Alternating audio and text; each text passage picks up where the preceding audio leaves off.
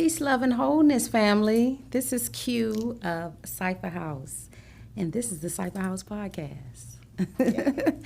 Yes, and I am so delighted today. I have the pleasure of interviewing this amazing artist. Yes. Her name is Seraphina Ethereal. That's me. Yes. Sis, how you doing? I'm good. I'm so excited to be here with you. Yes. So I was like, this is cool. Yes. I'm excited. Yes, I am excited too. Yes. So I really just want to get right on in it, you know? So you are a multi-hyphenated artist. I know that, right? Yes, ma'am. Yes. Yes, and so could you tell our audience what exactly are the multi-hyphenated things that you do? Yeah. I am a. I say, but yes, I'm a singer. I'm a songwriter. I'm a performer, and a conduit. Yes. And so that's where I'm at, you know. But yeah, I play the piano, you know, I play the guitar, whatever I need to play. I'll play a little harmonica if that's what it takes. You know what I'm saying? But yeah, you know, so definitely an instrumentalist, but my voice is really my instrument. The other instruments, I picked them up to accompany myself, you know. But yeah, so I have some exciting stuff, like as far as the live performance aspect, that's kind of what I've been working on and honing, and yeah. I'm excited about that. Yes, I'm excited to see it, honey, because I haven't seen you perform in a minute. Yeah, I've been put up. I had to, you know, life. Yeah, definitely. Yeah. Yeah. So you have to take care of yourself as an artist, especially. Absolutely. And yeah, just make room for your art. So that's what I've been doing, making room so I can really do it. Yes, you do. I'm so glad you said that too, because that's really important. It's real. It's real. I mean, I've definitely done it. I've done it the other way for a long time. I jumped out really early. So yeah, but I think at a certain point, you start to beat up on yourself as an artist. It's like abuse of your inner artist to just throw yourself into these situations with no leverage and no strategy. You know what I mean? Yeah. So I had to go get myself some leverage and strategy. So I've been away, but I'm coming back. Yes. I'm back. And we have missed you, girl. We have missed y'all. you. Missed Okay. it. Time flies, you know? It does. It really does, though. So I really want to introduce you to the audience by telling them more about your origin story. Like, how did you get into music? Oh man. Okay. So I come from a musical family. So on both sides, I have people who can sing, like just sing. Like I mean, sing for real. Like I mean, not to say that I can't sing for real, but man, I got some aunts and some cousins and some. It's just, you know, it is what it is. So to the point where, as a kid, when I told my mom I wanted to be a singer, she was just like, well, you know, like 6 out of 10 Black people can sing, so I don't know if that's really, you might want to. And, you know, it's funny because I still made my way back to music. I was like, but I love it, you know, and here I am. But, yeah, so I started off with my family and in church, which I guess that's like a lot of us in the South, we start singing in church. And, yeah, like I said, I come from a family of people who were like soloist types, and so I ended up as one of the soloist types as well. And then even at school in choir, I found myself like doing solos and leading songs. And then I'm like a dramatic person, so I process my life through like writing, and so then that led to writing songs. And when I got to college, I had a friend who played the piano, and she sang. She played the guitar too. Now I'm thinking about it.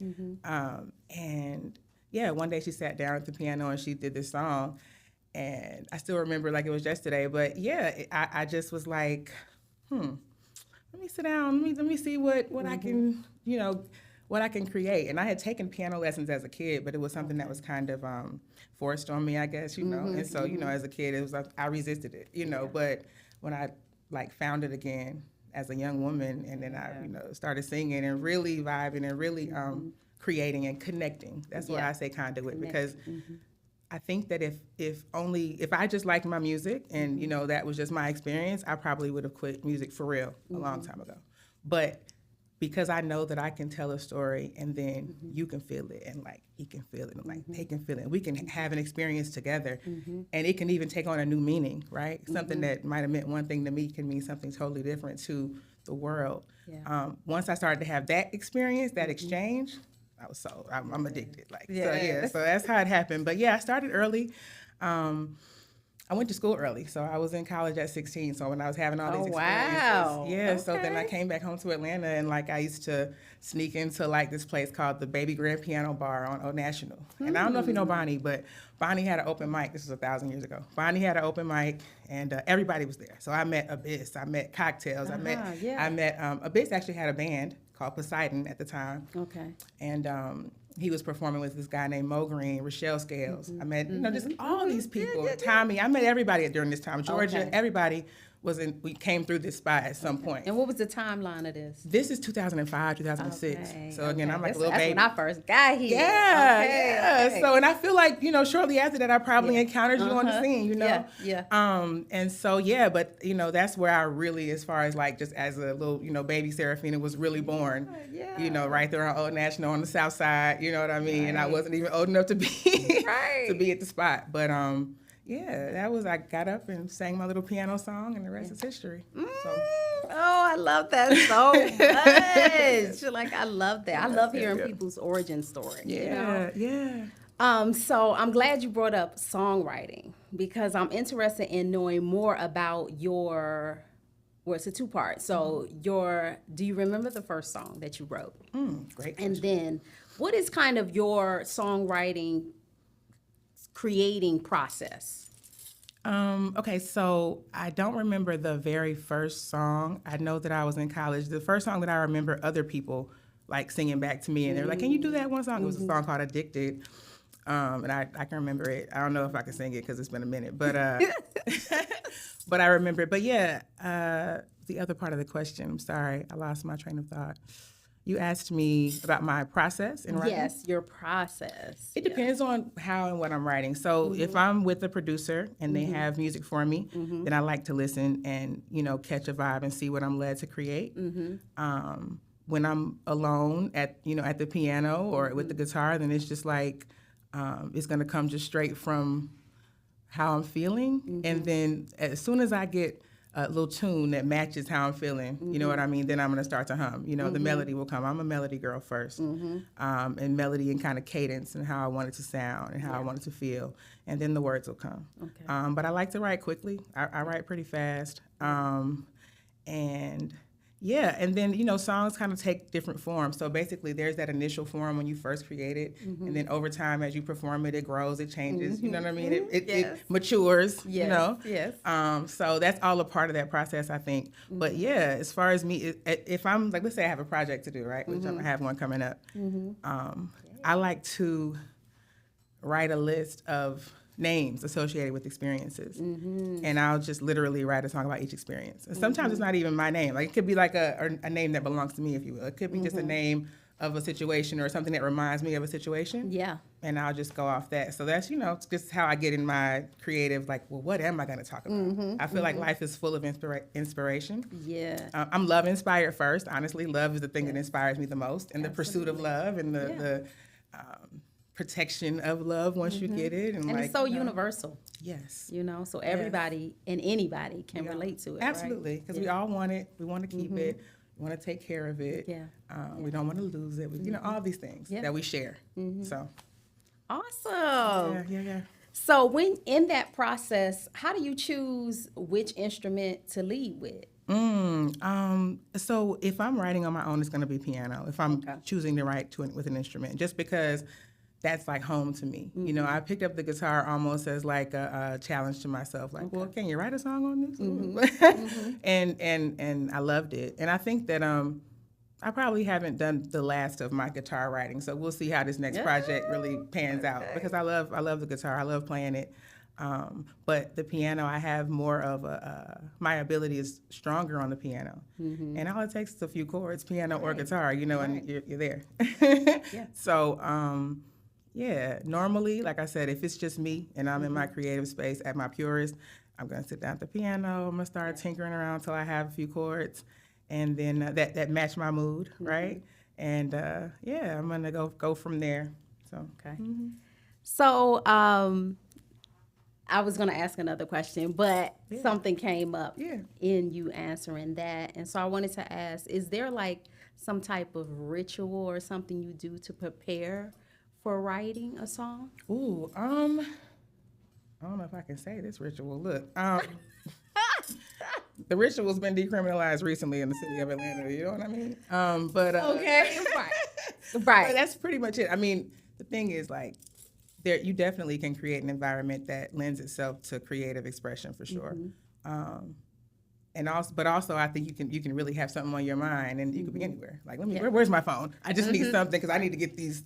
You know what I mean? So I think it just depends on, again, what am I doing and how am I feeling, and But ideally, I'll be in a mind space really more than any physical ritual. It's just that mental place of.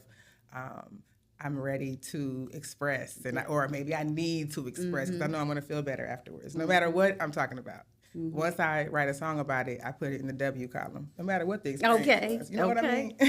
Yeah. I love that. Yeah. So, how do you like connect with your audience when you perform? Ooh, that's a great question. Okay.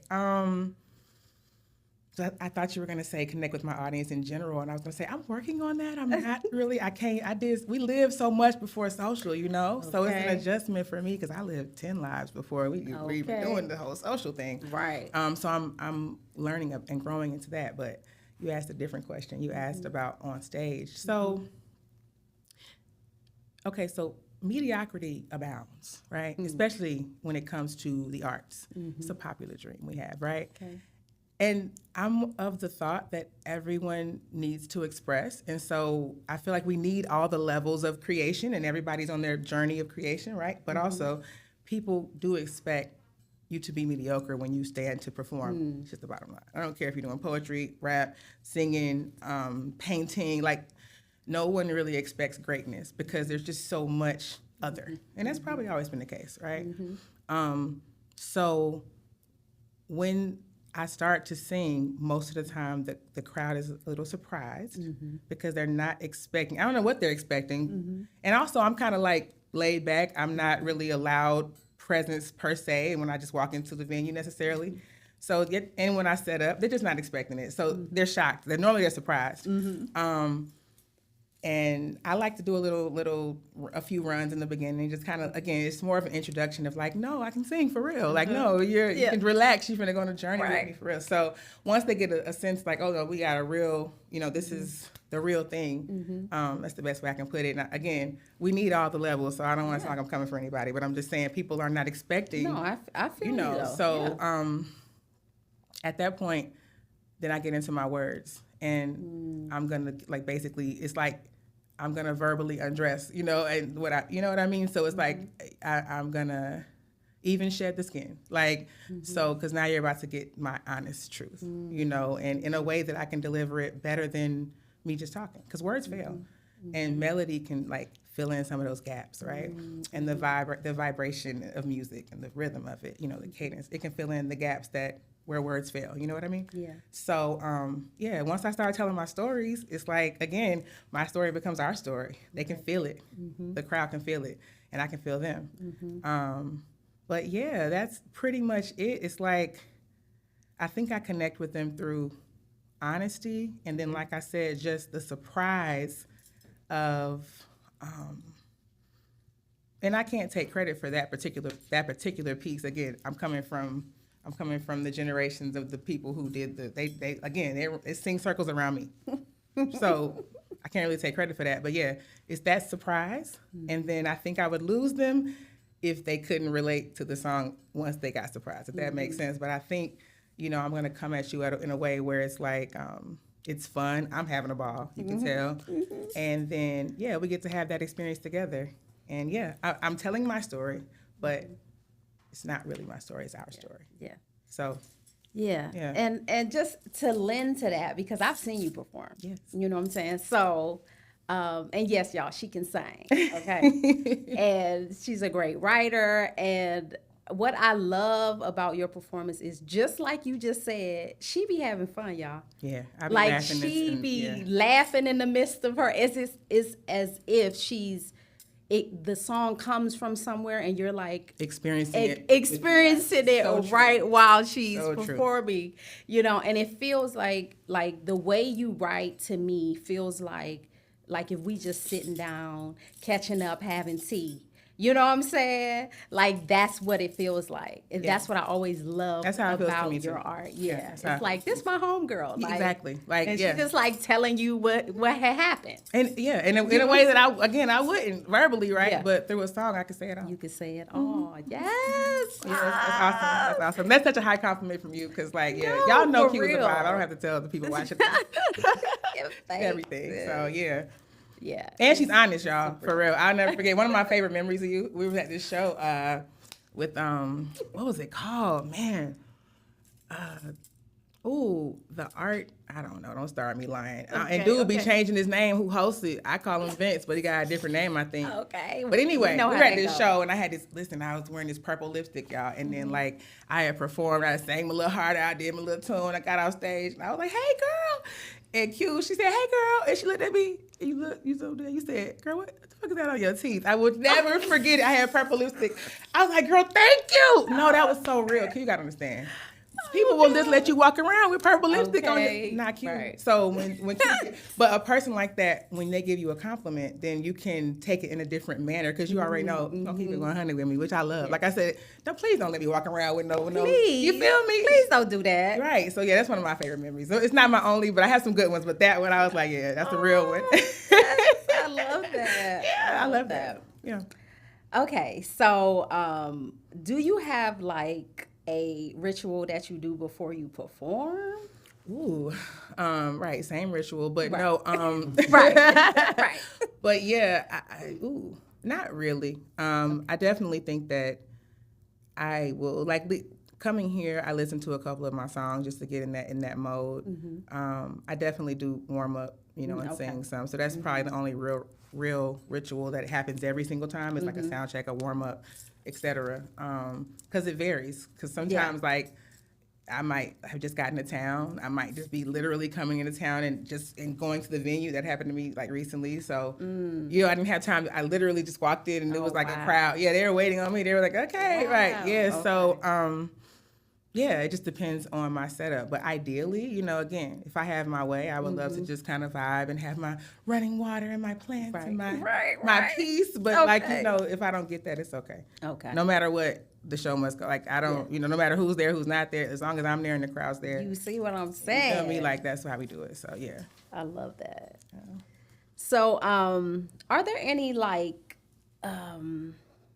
genres or things that you haven't done in music that you want to do, or people you want to work with, or Oh man, people I want to work with.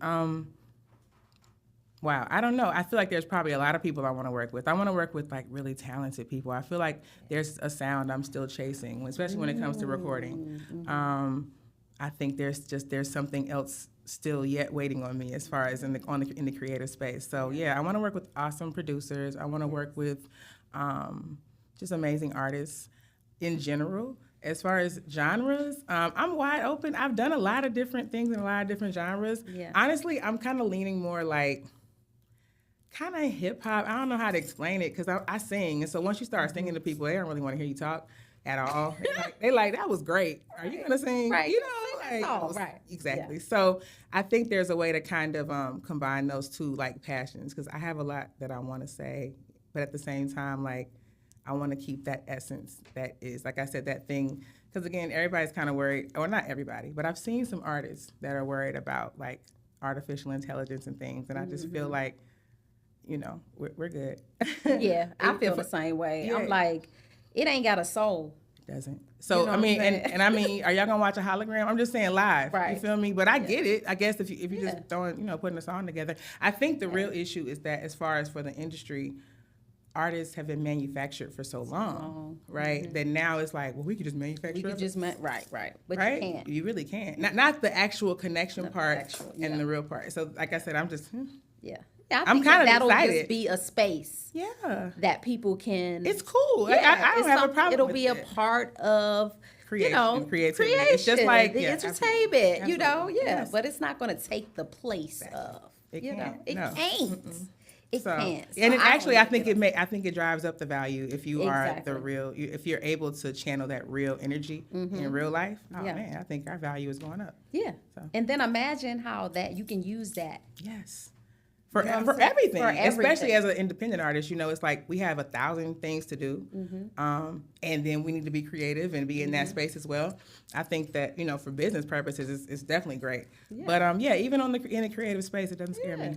I think it just What helps. if I could have a hologram of a band Come instead of hiring on, no, seriously, even like You see what I'm saying? Yes, I mean, I'm just saying. because I have a rig. You're gonna see when we do our Yeah. show. But yeah, I have what's essentially an 88 key MIDI controller, and I have my laptop set up. I did that because I got tired of how sound at the Girl. shows vary, right?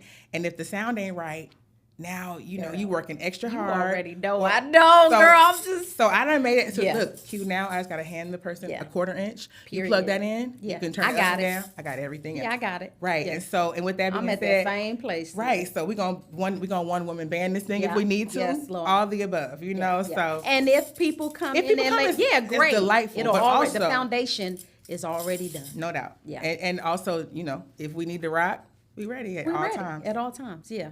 Sis, I'm literally in that same space. Listen, great I'm minds. like, I'm done with. We can't. I mean, we yeah. owe it to ourselves Yeah. as artists because that's Yeah. going back to that artistic abuse of self. Yeah. Not have just Yeah. leaving things in the hands of others. Of others. That's When why I this- picked when up this the is your guitar. passion. That's why I've done all the things that I've done. And it served you. And I it mean, served me. honestly, Yeah.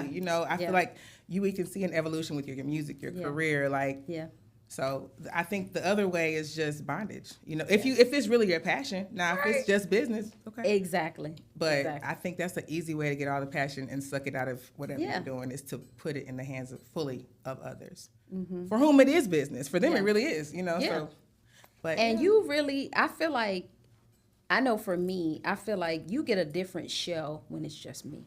oh yes, it's And when I intimate. have all the other Intimate. bells and whistles, that's great. And I love Me that too. for That's what big. it is. It's nice. It's huge, it's big, it's full, But- the sound is full, all of that. But when it's just you. just me, Now we're Yeah, drawn in. excuse me. But we're we're drawn drawn in, and you get to really really connect. show us Really, exactly yeah. what you got. Yeah. And that's not something everybody can do. Yeah. Exactly. So, And I like the fact that, like, I never like to get away from that. me neither. You know what I'm saying? Because sometimes when you have other parts, It's a huge. the you can production. kind of get used No doubt. to It and becomes a accustomed production. You to get- that. you get, and then you don't becomes want almost to a work crutch. alone. Yes. Yeah, so I never wanted it to be a crutch. So Yes. even whatever I had going on, I always was like, I still need to do my own No thing doubt. and get out on my own and do Yes. my, because I don't Yeah. ever want to lose that. No.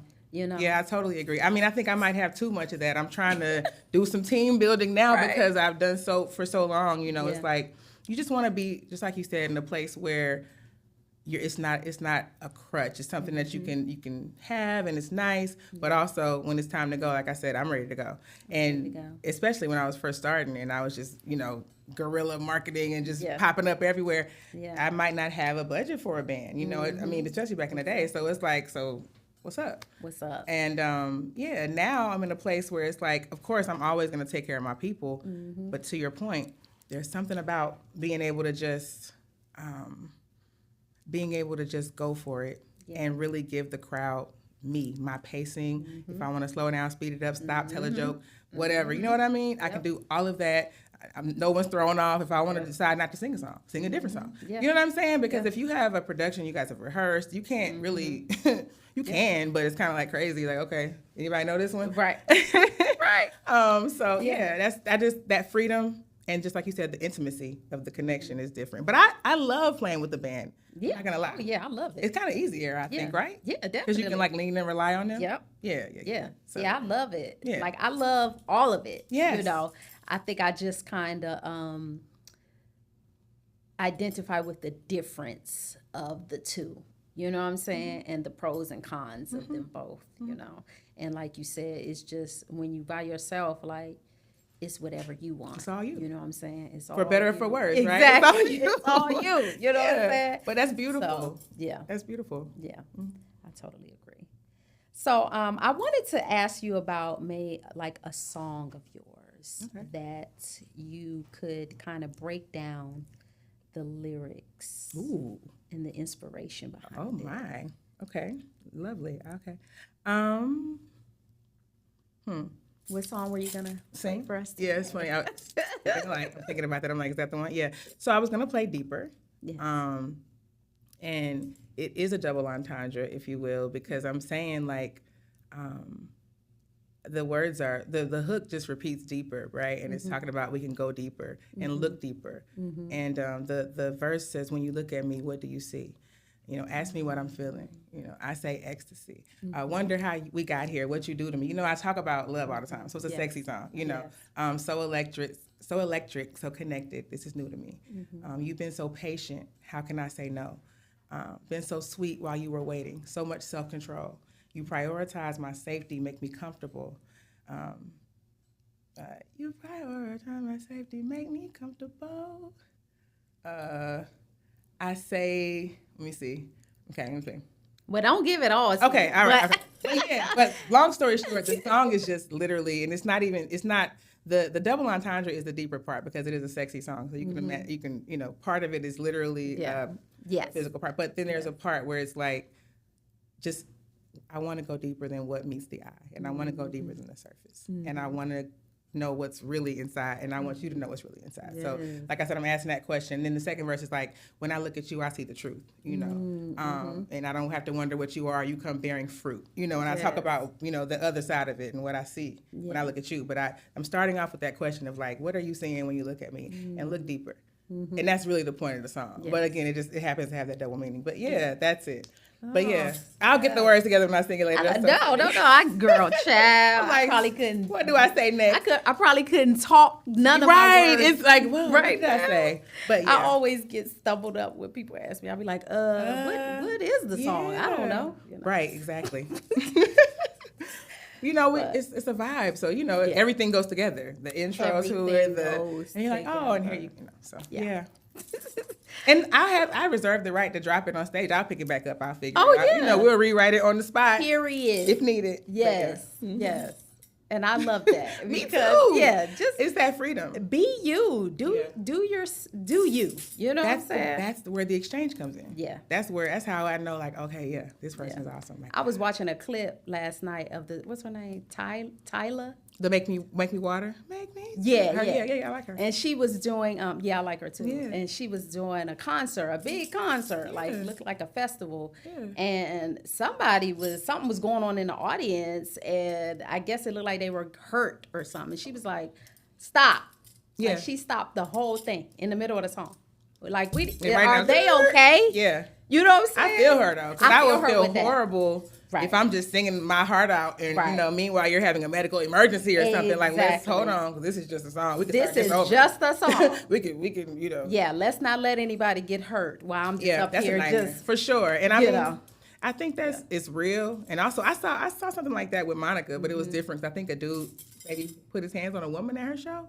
And she put him out. Yeah, she got real rollick with the dude in the middle of the concert. But I feel it. She was looking out for her. These are her supporters, and also just another human in the building while I'm performing. In the building, and I'm not going to be up here acting like I don't see. No. And I got the best view. What? We about to. You know what I'm saying? Right. Yeah. Hold up. What's going on over here? No doubt. Yeah, I love that though. Yeah. Mm-hmm. So you had mentioned. Sexy. Yeah, yeah, for sure. And what I noticed about your style and your music is the sexy, aspect that you bring into your music. Yeah. And absolutely. So where does that come from, and how do you channel that? Oh, okay. Well, I think that originally it was probably more unintentional. I think going back to that experience of performing in front of others and just the whole the rhythm of how I start, how I come on subtle, and then I like to, kind of show you a little bit of what I have, maybe pull it back, and then I'm gonna give you the words, and we're gonna go through this process. I think that in and of itself, that exchange is like, what's the word? It's tantalizing, I think, for myself and for the audience. Anyway, no matter what I'm thinking about, even if it's a song about, heartbreak, literally anything, we're still having that experience and that exchange, which it's not overtly sexual, but it's still like intimate. I guess intimacy is where it was probably born. This like sexiness. I think it started off just as pure intimacy between myself and any crowd, anywhere, right? Anytime. Okay, right.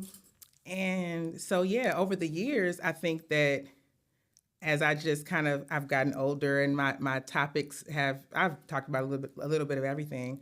I think that no matter what I'm talking about, it kind of will come off, it just comes off sexy. I think that, I don't know if that's me just being flirty, period. Just thinking about, is that me every day? Maybe. Right. I might just be a little flirty, but also I think it's just, this is the way that I've figured out, or at least the most natural way that I've, I don't know, I want to say I figured it out, but Q, I don't know if I can take credit for thinking through that. I think that might just be a byproduct. I'm like, have I intended to be sexy? I've written some songs about like some sexy topics or sexy people. Maybe that's it. Maybe the experience that I'm writing about was sexy, and the person I was writing about was sexy.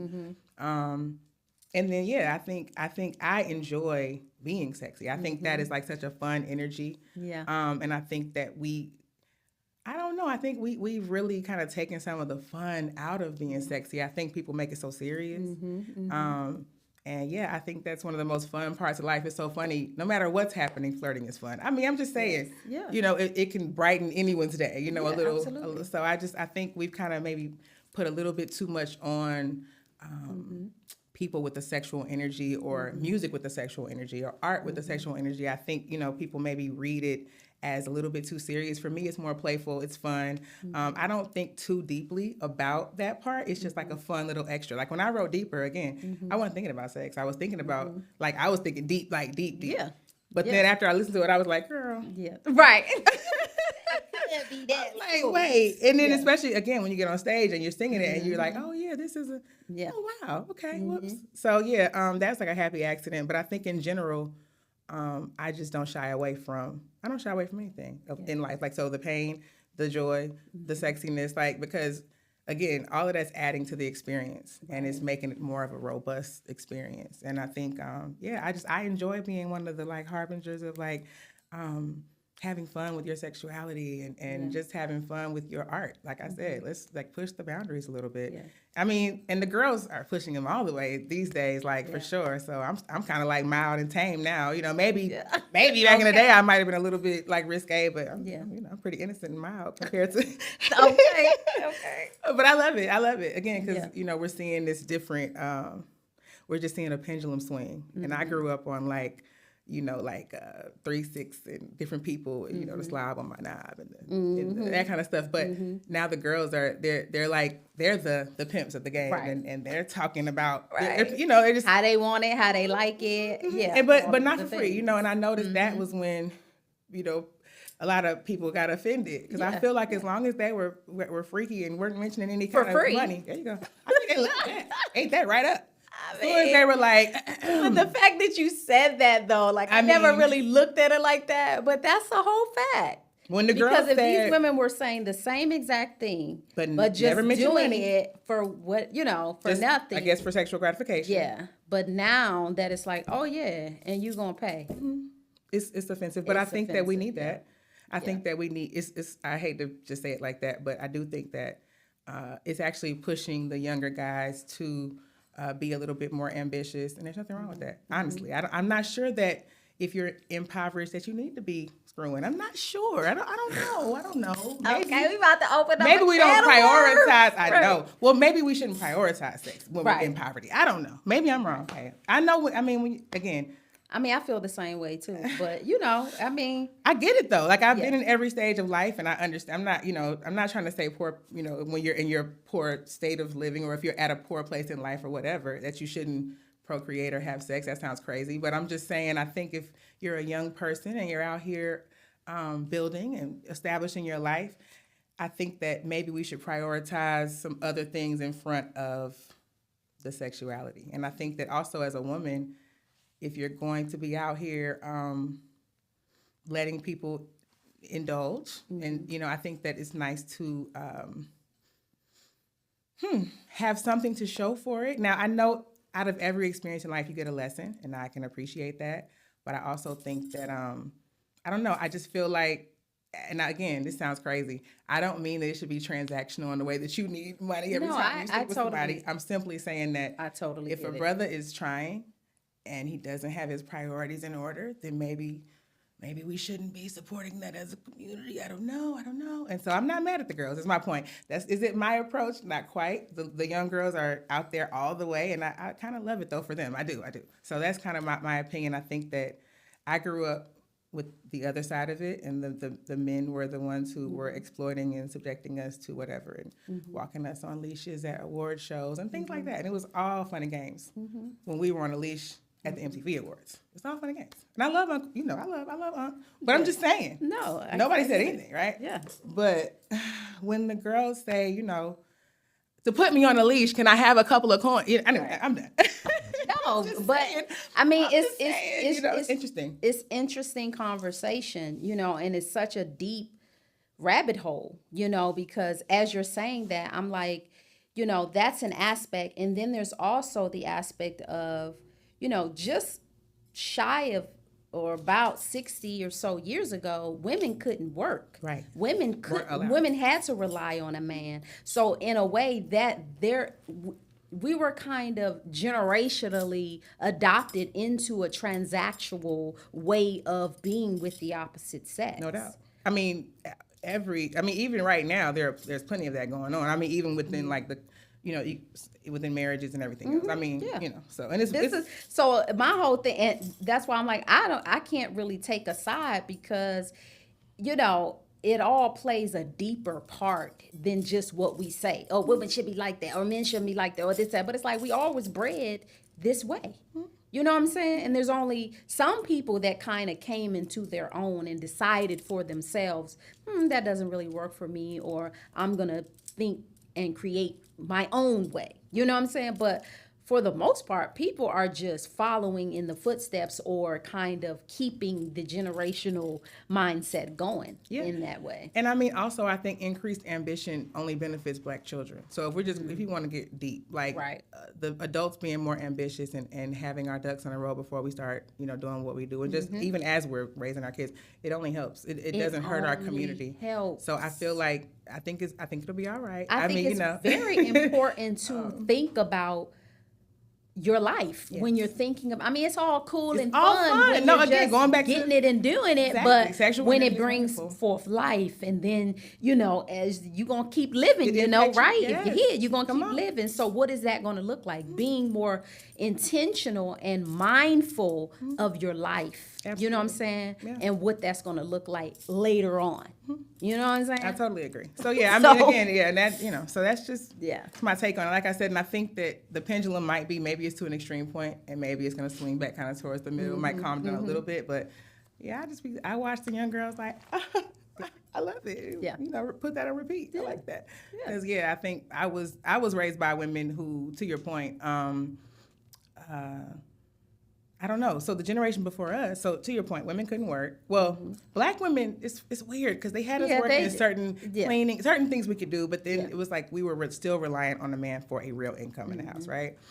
And then I think like our parents' generation, they were like career women, but then they still were like very domesticated, which to me is like, girl, it's no way. It's no way. It's no way I can't do it. I can't do the full time, and then I'm still full time at the house, and I don't have the support. I'm just not. So for the girls to say now, well, listen, I want all the fight. I can't really be mad at them. Yes. I wasn't raised like that, but also, I get and it. that's how I feel. I'm like, it's a lot of stuff I don't necessarily agree for myself. Exactly. But I fully understand. I understand. No, seriously, yeah. And for me, it's like I just want what I want, and I don't mind, I don't mind even a financial contribution to my household. It's like, But I know for some girls, like clocking in and then still having a man is like, that's their worst fear. I get it. Yeah. That's not my worst fear is being with somebody I don't want to be with because he has a check. Right. That's my worst fear. Is at night laying down with a man that I wouldn't even look at. Yeah. If he wasn't providing a certain lifestyle. Yeah, I'm not. I can't. I'm not built like but that. But for the girls that can, and for the girls that I see the value. I understand the lifestyle. It's just not, for me. But again, I can appreciate a lot of the. And when you're raised and taught to think like that and to operate like that, that's how you kind of operate. Yeah, I mean that feels right to you, like you said, for you. But again, I can respect. Again, I understand when I hear a woman say, "I don't, clock in." I get it. I mean, right. or whatever. I get it. Yeah, I do. Yeah. So yeah, but we're out. Look, that's a whole rabbit hole.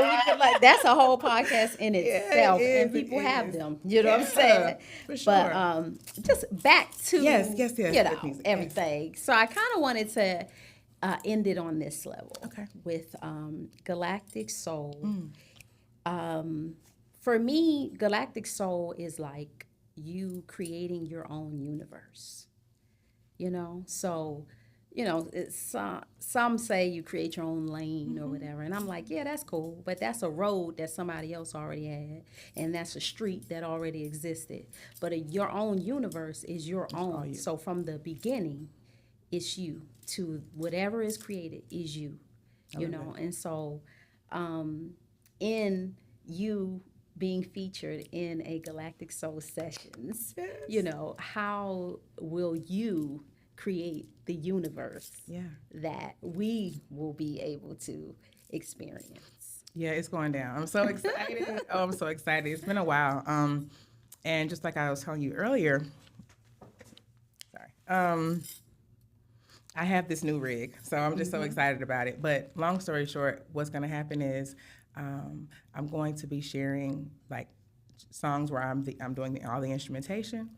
I'll also be sharing some songs that have been produced, and basically, I guess like the universe is created through that intentional connection that comes from what I'm going to do as far as musically, the words and what's coming. But yeah, I'm going to be sharing my whole soul with your audience, and I'm just so excited for that. But yeah, I think to your point about creating a universe with art or with music or just in general, it's the originality and it's the authenticity, and so you're gonna get like authentic Serafina ethereal, 100%, 200%, all me, and so that we're gonna have fun. Yeah. My universe is spicy, and it is a little sassy. She's a little sassy. It's so many things. It's all the things. But yeah, we're gonna have fun. I don't even know how long my set is, but however long it is, y'all, it's going down. Yes. Yeah. We'll work out all the details. But this is Serafina ethereal. What does that mean? Like, where does that come from? What is that? Okay, so Serafina was born like really quick. Let's make this quick. Okay. So I was 18 and I was in college and I went to Savannah State. And at a certain point, my best friend and I decided we were gonna leave college and move to California and pursue music. Yes. Okay. And around that time, I had just gotten like this inkling of this name, Serafina. And of course we know about the movie with Whoopi and all that, but this was like way past that. And I was like, thinking of what I wanted to call myself. And so Serafina means the fire of life that never dies, right? And so I just started, thinking, okay, I'm gonna call myself Serafina. And the first time I heard a black man say Serafina, I was like, that's my name.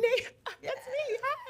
And so Serafina was the stage name. And then so when I got to Atlanta, like I was telling you about my intro on the Old National, but my first little apartment was in Old Fourth Ward. Now it would probably be worth a lot of money, but back then it was just the hood, right? So I had this really cute apartment. I used to be at all the little spots, probably like I said, during the time we probably first encountered each other. And I would have these little ciphers at my house after whatever event. Oh, crazy. Just inviting random ass poets, like. Right. But anyway, I ain't know no better. But anyway, well, we used to have a great time, and I had this one home girl, and we used sometimes the sessions would get intimate, so it would be 4 or 5 of us, and be like me, my home girl, like this poet Archie the Messenger, just a few different people, and I would have my candles lit, and I'd be on the piano, and I'm singing, I'm vibing, And she started saying, you know, when you do that, when you get in that vibe right there, you ain't Seraphina no more. You Miss Ethereal. You Miss Ethereal. Miss Ethereal. Miss Ethereal. And I was like, girl, what does ethereal even mean? This was 20 years ago. See, now I see ethereal everywhere.